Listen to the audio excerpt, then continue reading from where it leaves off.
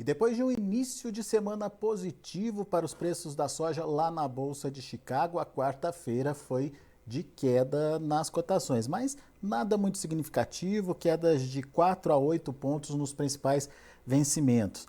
O mercado vem se sustentando aí acima dos 14 dólares, diria até acima dos 14 dólares e meio. No entanto, a gente precisa entender o que pode acontecer com esse mercado, quais são as expectativas, enfim, como a gente vai se aproximando aí da colheita americana e como isso pode impactar na precificação. Quem está comigo hoje é Aaron Edward, direto lá dos Estados Unidos.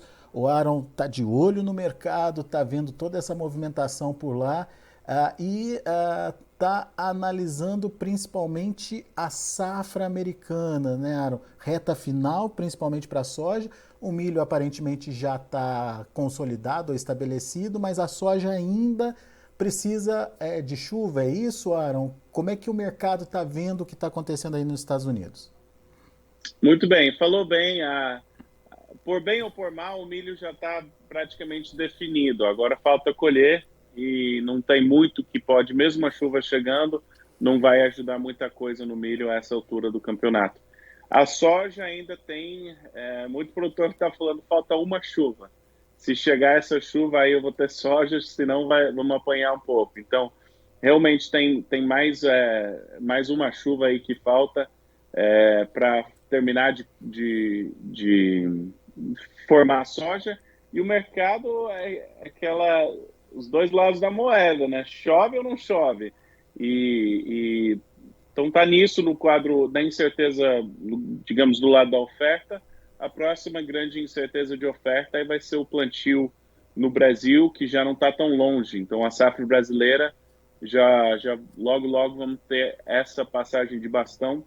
Em relação aos preços, a gente teve preços bem animadores hoje. É difícil sustentar ganhos prolongados no mês de agosto. Se tem uma alta, costuma ser vendido. Parece que é isso que vai acontecer.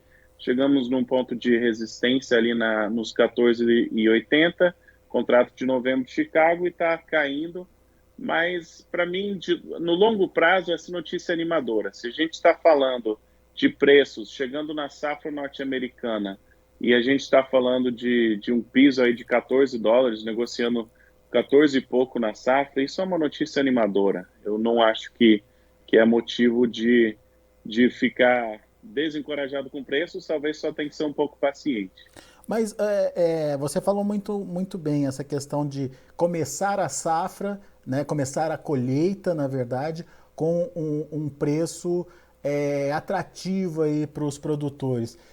Como é que isso soa aí para os produtores? Vão aproveitar esses preços e diante disso existe risco de forçar uma queda quando todo mundo começa a participar do mercado ao mesmo tempo, enche o mercado de oferta, ou o produtor americano está ciente dessa possibilidade e com isso ele tende a vender mais compassadamente para prolongar essa janela aí, Aaron? Qual que é o sentimento do produtor americano nesse momento? A maioria deles tem o sentimento. Tem dois casos. Quem tem armazém esse ano pretende usar. Né? Poucos produtores que têm capacidade de armazenagem estão com plano de vender agressivamente na safra. Isso não é o sentimento. Então, quem tem armazém pretende guardar isso por vários motivos. Número um, a safra não foi boa, então o preço na entre-safra é promissor. Número dois, tem 2 anos de altos preços, então financeiramente eles não estão precisando dessas receitas, podem ser financeiramente mais pacientes.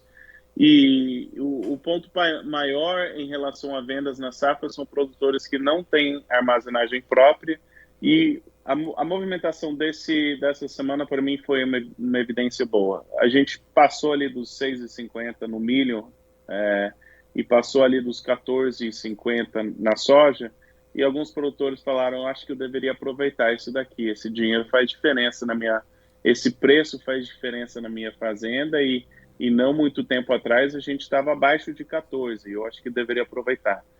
para mim, o sentimento hoje dos produtores aqui não é que eles não sejam altistas, mas os preços mais próximos de US$ 15 eles estão vendendo, e quando baixa de 14, eles não têm muito interesse de vender.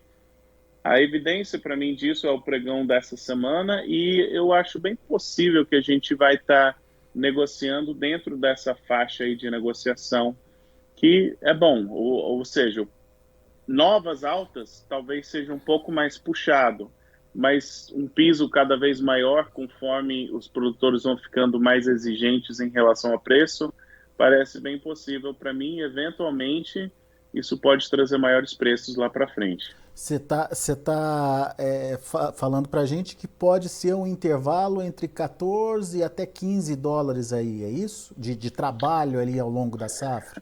Ou pelo menos nesse Sim, início? sim, se a gente permanecer acima dos 14 ao longo dessa safra, ao longo de agosto, setembro, para mim é muito animador para preço. Isso é uma notícia maravilhosa, olhando para frente. E um pouco, se a gente vai negociar um pouco mais para baixo nessa faixa, um pouco mais para cima, depende do clima aí ainda essa semana. Uhum. Mas você estava me dizendo que tecnicamente tem fôlego para isso, né? Sim, se você olhar hoje, US$ 14 é um suporte bem importante. E pessoalmente, eu acho que se baixar o preço de 14, me surpreenderia de ficar muito tempo abaixo de 14. Mesmo que caia um pouquinho ali, eu imagino que vão ter compradores que vão falar: olha, eu preciso de soja e preciso garantir esse preço que eu consigo dar o giro. Hoje parece que compradores estão aceitando o preço próximo de 14 e vendedores aceitando ali 14,80, 14,70, eles estão aceitando. Mas o quadro fundamentalista é apertado, segue apertado, e vai precisar de boa safra no Brasil, e esse problema, a gente não está resolvendo o problema de oferta e demanda mundial. Ano passado já era para ter boa safra no Brasil e não teve, e esse ano tinha que ter boa safra nos Estados Unidos, não teve. Esses problemas fundamentalistas não estão se resolvendo, e está de safra em safra sem atender aí um excesso, uma abundância, um excedente de grãos no mercado. Então, preços devem se sustentar com força. Você falou de compradores aceitando os atuais patamares de preços. Você está se referindo à China voltando às compras aí, a China demandando de novo a soja? Hoje, por exemplo, teve boas negociações aí, né, Aaron? Notícia favorável de exportação dos Estados Unidos para a China, e os sintomas de demanda. Premium segue firme, farelo segue firme, exportações seguem bem. Então, assim, a China quer farelo do Brasil. Tem várias notícias que mostram que ainda tem força na demanda. Quando você tem o comprador saciado, eu imaginaria que nós começaríamos a ver o prêmio cair, preço do farelo apanhando, talvez a soja tenha dificuldade. Isso não tem sido o quadro. A gente está aceitando preços mais altos, parte disso é a inflação, mas parte disso também é o quadro fundamentalista, que não está se resolvendo e está precisando dar o giro e precisa dos grãos, e tem pouco. Então o preço... e os fundos pararam de vender. Já faz umas 2 semanas que a posição... Eles não estão mais colocando aquela pressão de venda, ainda estão comprados, mas aquela pressão de venda que fizeram a soja cair tanto, eles pararam de exercer essa pressão sobre os mercados, que para mim também é animador. Ô Aaron, e me diz uma coisa, para o Brasil, na sua opinião, ainda tem essa demanda chinesa para acontecer, ou agora a safra ou as compras já se viraram para a safra americana? Para mim, a China prefere comprar do Brasil. Não é novidade, isso não é segredo. Se está comprando dos Estados Unidos, eu não acho que é porque não quer dar preferência para o Brasil, mas tem pouca soja no Brasil. Estão comprando farelo no Brasil. Para mim, é evidência de que tem demanda ainda. Não vejo, na minha opinião, motivo para pensar que nós estamos destruindo demanda nesses patamares. Pelo menos não ainda, não tem evidência disso ainda. Eu acho que é um jogo de paciência. A gente vai ter que se desfazer desse excedente, nem sei se excedente é a palavra certa, mas essas vendas que vão ocorrer na safra norte-americana, e aí o que tem disponível no Brasil é o que vai ter para fazer farelo, para exportar. E que nem a gente falou lá no começo do ano, eu ainda sou otimista em relação a quem tem soja disponível no Brasil para o segundo semestre. Para mim, a gente está começando a ver essa recuperação. O câmbio não está ajudando muito, mas eu creio que ainda pode ajudar. E o prêmio está ajudando, mas para mim talvez pode dar mais um fôlego ainda. Então, eu acho que não é um momento de desespero, talvez tenha que esperar para ver patamares maiores, talvez vamos trabalhar dentro de uma faixa relativamente grande, mas a notícia, para mim, tendência altista intacta, chegando na safra norte-americana com bons patamares de preço, e essa é a história para mim. A gente tá com a internet também aberta aqui para os nossos internautas, o YouTube, aliás, e no YouTube tem o Balvilha aqui falando que só vende se for a R$ 200 a saca. Contrário, para ele é prejuízo, viu, Ara? Esses números arredondados são legais, né? É sempre bom. Eles fazem, né? Eles criam essa atmosfera de negócios aqui, né? Mas safra nova por aqui ainda está longe dos 200, safra velha talvez um pouquinho mais perto desses R$ 200. Se tiver safra velha, daqui a pouco ele está vendendo também. Enfim, temos aí uma condição aparentemente mais favorável para os preços. Não se espera uma explosão, como o Aaron falou, mas também não se espera uma pressão muito grande, um intervalinho ali entre 14 e 15 dólares por bushel. Talvez seja um intervalo importante de negócios aí para o produtor americano nesse momento e também respingando aqui para o produtor brasileiro que tem soja por aqui. Certo, Aaron?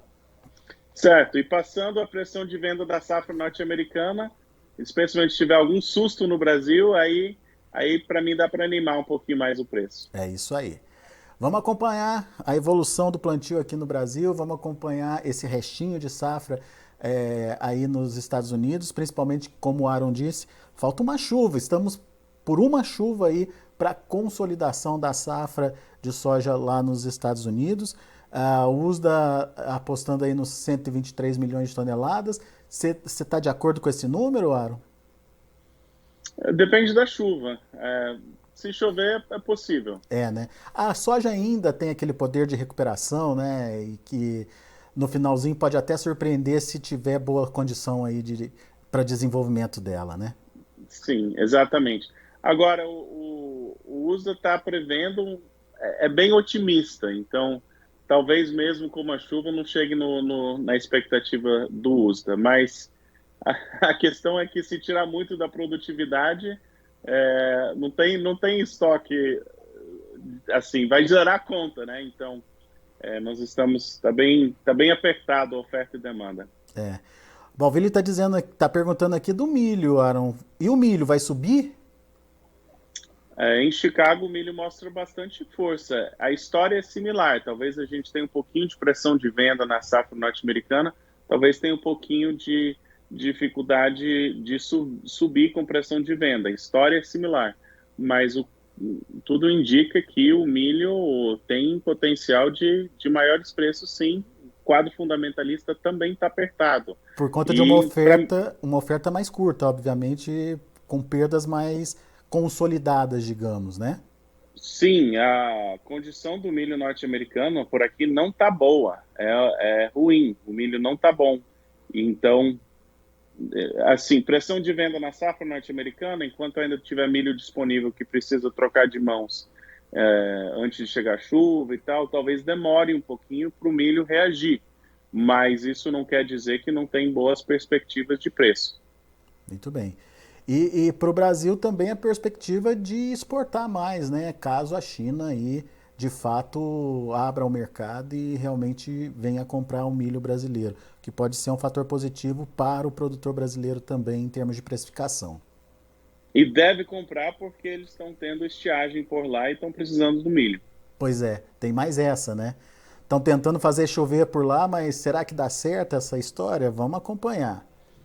Eu acho que vai ter demanda pelo milho brasileiro e eu acho que a China vai comprar milho.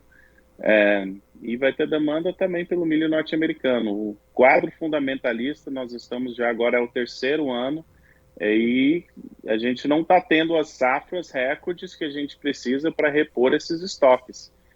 E esse é um problema que vamos ter que plantar e colher bem nos dois hemisférios antes de tranquilizar isso. É fato. Aaron Edward, meu amigo, obrigado, viu, mais uma vez pela sua participação. Volte sempre. Abraço. Abraço para você. Tá aí, Aaron Edward, direto dos Estados Unidos, trazendo as informações. Estamos por uma chuva para a consolidação da safra americana, segundo o Aaron Edward. Se essa chuva de fato vier, teremos uma produção um pouco melhor, o que tira um pouco de força do movimento de alta para a soja lá em Chicago, mas ao mesmo tempo tem uma demanda chinesa acontecendo, que tem lá o seu suporte nos $14 por bushel, mas se essa chuva não acontecer, daí a gente pode ver soja se aproximando ali mais dos $15 por bushel lá em Chicago. Não muito mais que isso, porque daí tem a pressão da entrada da oferta com a colheita americana. Daí a gente vai depender do que vai acontecer com o plantio aqui no Brasil. Então, são os fundamentos que vão regular esse mercado. Na opinião do Aaron, esse intervalo entre 14 e 15 dólares por bushel é bastante pertinente para os próximos dias aí, inclusive para os próximos meses, para o próximo mês, com até a chegada, até a entrada oficialmente aí da produção americana. Vamos ver os números lá em Chicago. De olho na tela, você acompanha comigo. Soja hoje encerrou no vermelho, como já dissemos. Novembro, 14 dólares e 57 centes por bushel, perdeu 4 pontos. Janeiro, 14 dólares e 61 centes por bushel, perdeu 5 pontos. Março, 14 dólares e 61 centes por bushel, perdendo 7 pontos. E o maio, 14 dólares e 61, queda de 8 pontos. Isso é soja. Vamos ver o milho. Setembro, 6 dólares e 65 centes por bushel, o milho subiu, 5 pontos mais 75 de alta no setembro. Dezembro subiu 2 pontinhos, fechou a 6,57. O março, 6 dólares e 62 centes por bushel, 1 ponto mais 25 de alta. E o maio, 6 dólares e 63 centes por bushel, meio pontinho de elevação. E para o trigo, dia positivo para o trigo. Setembro, 7 dólares e 95 centes por bushel, 12,25 de alta. Dezembro, 8,13. 12,75 de alta, o março 8 dólares e 28 centes por bushel, 11,25 de elevação, e o maio 8 dólares e 37 centes por bushel, 9 pontos mais 75 de alta. São os números de hoje do mercado de grãos lá na Bolsa de Chicago. A gente vai ficando por aqui, agradeço muito a sua atenção, a sua audiência. Participe das nossas mídias sociais no Facebook Notícias Agrícolas, no Instagram @Notícias Agrícolas e em nosso Twitter @Notiagre. E para assistir todos os nossos vídeos, se inscreva no YouTube e na Twitch Notícias Agrícolas Oficial.